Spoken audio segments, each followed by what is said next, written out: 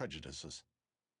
The members of the board determined that recessive genes should be purged from the genome, so anyone who strongly depicted them was automatically rejected.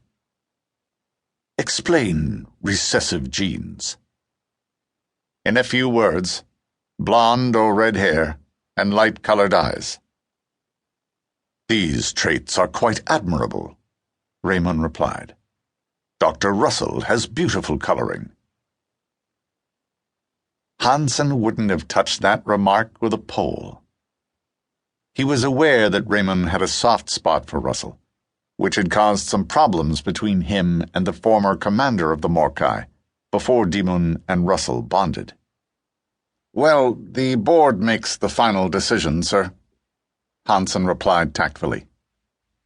May I ask what those 2 rejections have to do with Mallory's current situation? Rhemun asked after a minute, obviously impatient. It puts her in line for reboot if she gets a 3rd black mark on her service record, sir. Reboot, Rhemun scoffed. Hansen frowned. You know about it? Yes, I know about it.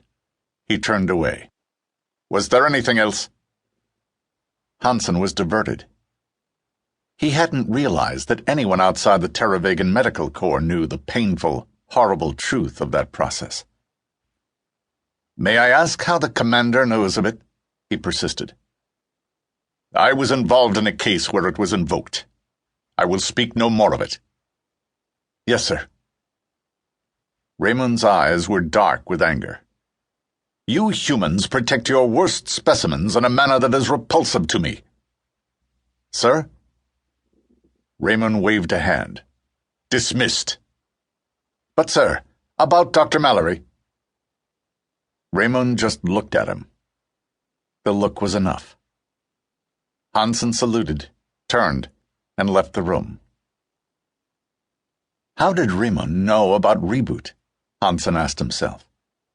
And not only that, why was he so dismissive of it if he knew the truth? It disturbed him, but he wasn't going to try the alien's patience by referring to it again.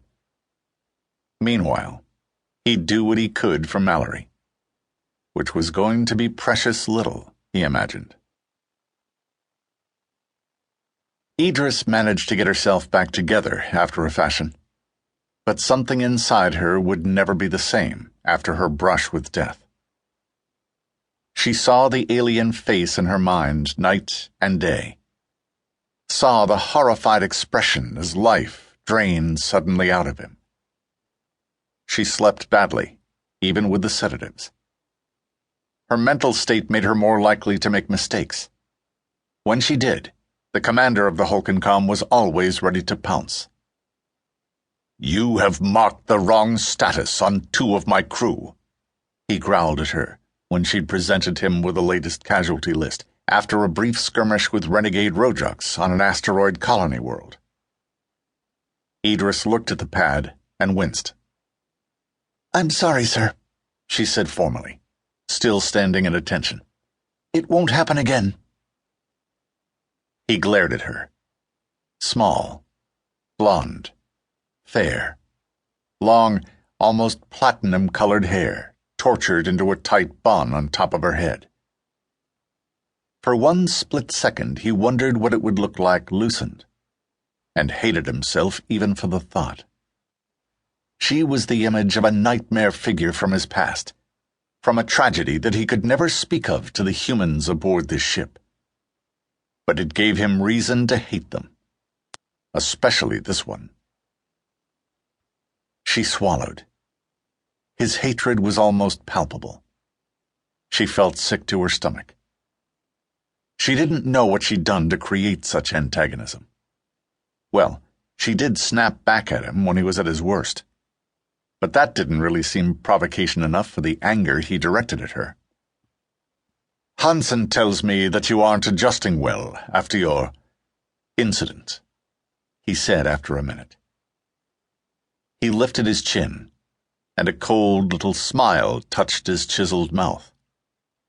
I suggested that a change of military assignments might be applicable. She went pale.